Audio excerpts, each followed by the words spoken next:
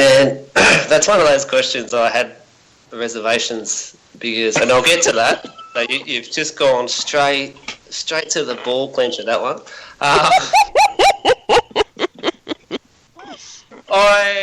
Coming back from the States, up until that point, right, this is where we're at in Australia, and our Aussie listeners will feel my pain here.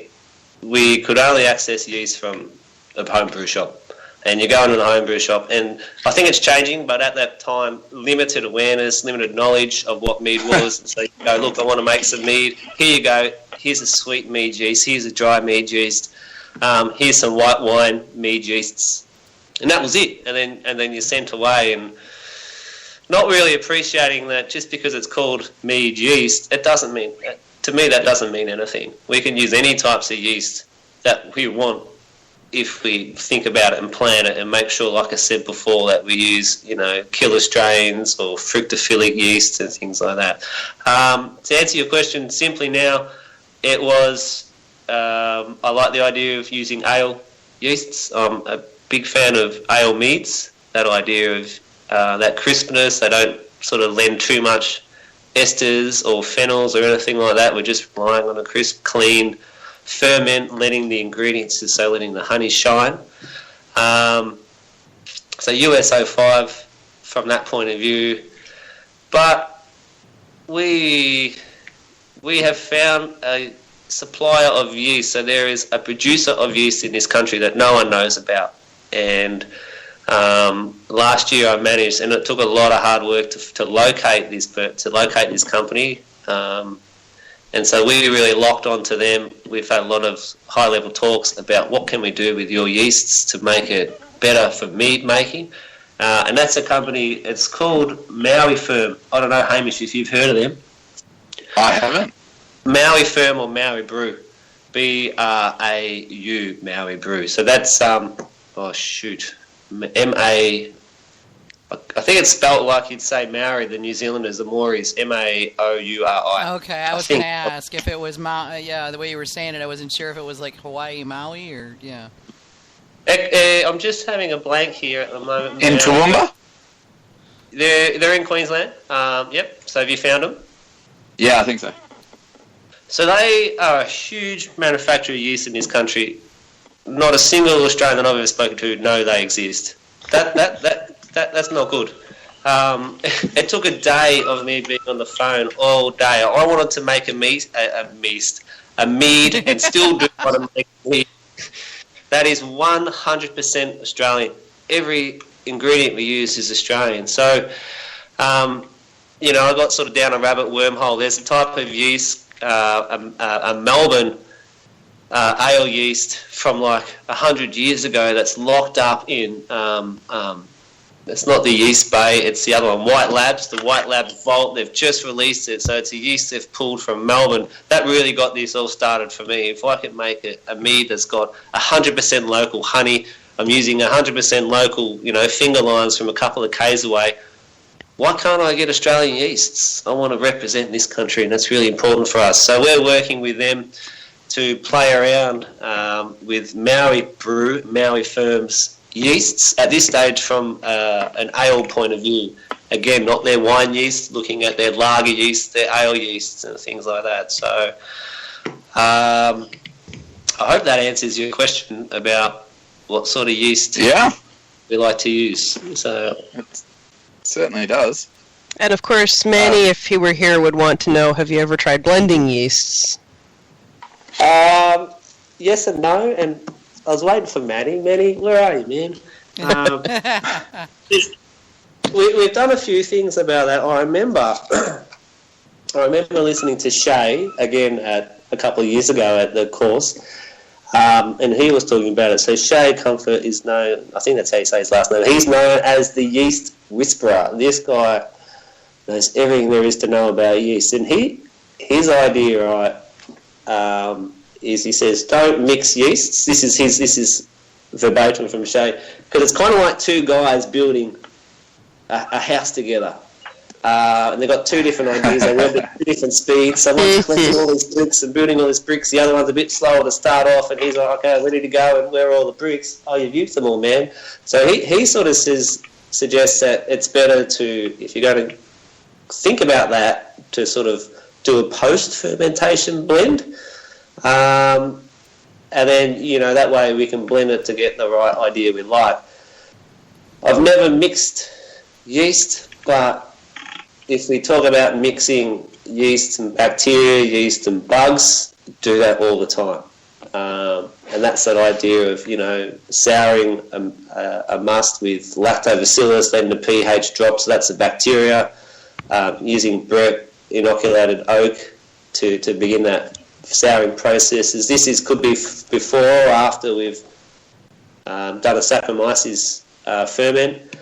And even, again, back to Frank, even that idea of doing a Jun or a Jun or a kombucha style mead, we've done before and had great success with, and that's using every type of yeast and bacteria you could possibly throw at it. And we're not even able to measure what type of yeasts and bacteria are involved in that process. So at this stage, it's pretty much, if it's just going to be a normal sack ferment, just the one yeast. If we're looking at creating sours, then it's a combination of yeast and bacteria, or a SCOBY that we could call it as well, that symbiotic culture of yeast and bacteria. So what kind of strengths of meads do you make? Are they all in the same range, or do you make a couple of different strengths of alcohol volume or alcohol strength? Percentage? Good question, AJ. Thanks for that. We sort of, at the moment, playing around with most of USO5 and the equivalent from Maori Brew. I think it's AL514 is the yeast.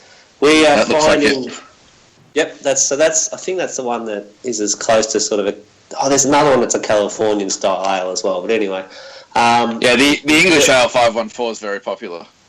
That's 514. Okay, so we've found, which we can talk about at some stage, but using modern techniques, there's a whole lot of science being thrown at making mead now.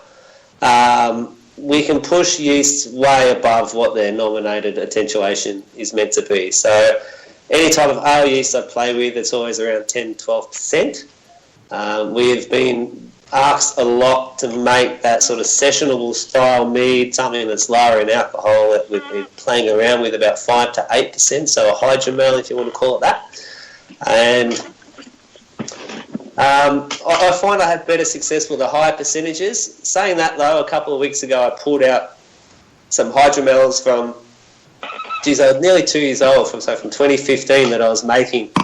When I'd been making meads and I wanted to start to make some sessionable style meads, AJ, and so I was playing around with hydromels and just nothing, never getting any reward out of it. So I was playing around with lemongrass and pink peppercorns and things like that. And then tasting it a month later, 2 months later, 3 months later, they're really thin, really watery. I didn't dig it to the point where it actually turned me off playing around with hydromels again. And I know that story. I pulled two of them out, hydromel 1, hydromel 2, so they had the same base, same yeast, same honey. They were made with a type of Aussie honey called stringy bark honey, which is quite pronounced. And this is way before I knew anything about staggered nutrients and modern mead making. And about 2 years later, I crack it, and it is delightful. It is amazing, and it's got lots of carbonation. It's really dry, lots of flavour. The stringy bark's still there, but not as forward. So I think, and I was really surprised the idea of a hydromel taking so long for it to come good. I thought it would have been ready sooner. So to answer your question, at the moment we're sticking with that 10-12%. We're going to revisit the idea of session meads and hydromels and putting something out there that I think will probably have a bit of a malt backbone, just to sort of give it a bit of a leg, something to chew on, rather than being a little bit thin. So yeah, about 10-12%, AJ. Okay, cool. So, you mentioned stringy bark honey. With regards to Australian honeys, do you like the eucalypts, not the eucalypts, and what is your favourite? Good questions. I like the eucalypts. There's a few eucalypts I don't like, and I think at the moment we don't have much choice. It's the eucalyptus or what we'd call mixed blossom or wildflower honey. It's very limited. However, we have that many eucalyptuses in this country that it is impossible to not find something that you like. So, as I said, stringy bark is a really pronounced flavour that, after a bit of testing, obviously just needed a bit of time and probably needs to be monitored a bit better. We've played around with ironbark honey. We've played around with yellow box. There's another couple there that we've tried. My favourite, my go-to is red gum honey. Red gum is sort of medium down the line. It's not thin like a clover. It's not really clear, and it's not too pronounced. It's not too dark or too heavy. It's kind of mid-range. It has a lot of coffee notes. The fact that it's a little bit darker would indicate that it's got more nutrients. As you probably know, the darker a honey, the more nutrients it has. So that's always going to be good for fermentation. And that the red gum is really forgiving, but lots of flavour. It doesn't take over or anything. So at the moment, red gum. We have touched base with all the big beekeepers, the beekeeper organisations or conglomerates here, and we've played around with some of the mixed blossom and the wildflower, but you don't really know what you're going to get. It changes. It's seasonal, obviously. The variations are there, and I find, just for me anyway, I find that some of our wildflower is a bit sort of aniseedy, and I don't know where that comes from. Maybe that's the alfalfa, the clover or something. I expect it's from the copious amounts of fennel that grow wild in this country.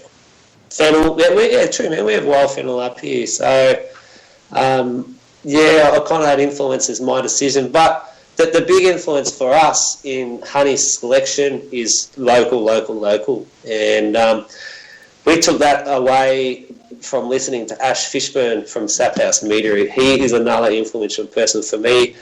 It's really important for us to, one, support the community, and two, be involved in sustainable practices. So we have a few beekeepers, but one of the main guys we use, he's just in my phone, is Mark, the honey legend.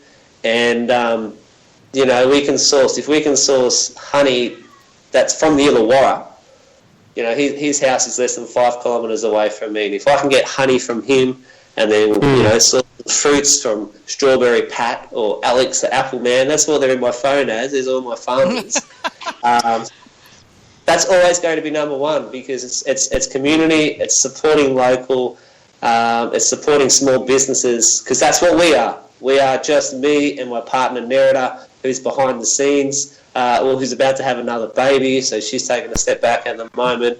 And if we don't support local, they're not going to support us. If we don't support the community won't support us. So without a community, you have no one to sell to. Without a community, you have no support. So that's our triple bottom line, is community, sustainability before profit, and it will nearly always be that way, because if we don't have someone operating sustainable practices, then we're doing a detriment to our environment, and we might not have anything there to harvest in the future. Honey in this country is one, it's probably not as expensive as it should be because of the price. The hard work that goes into making it. Honey, as you guys know, being an apiarist or a beekeeper, is one of the physically hardest jobs out there. It's such a good sugar to use. It's already the most expensive fermentable sugar out there. I don't want it to be any more expensive, but it's only supporting our beekeepers, and we pay a premium to our local beekeepers that they will call me first when they get a good flow of honey. And I'll pay a premium for that knowledge. And it might only be 20 to 50 cents a kilo extra, but that's how I stand by what I'm trying to create for our company, be the change that we want to see in the world. And to do that, someone has to take a step forward. So that's one of the first things that we always aim to do is support community. Cool. I was curious, since you're right now, you're still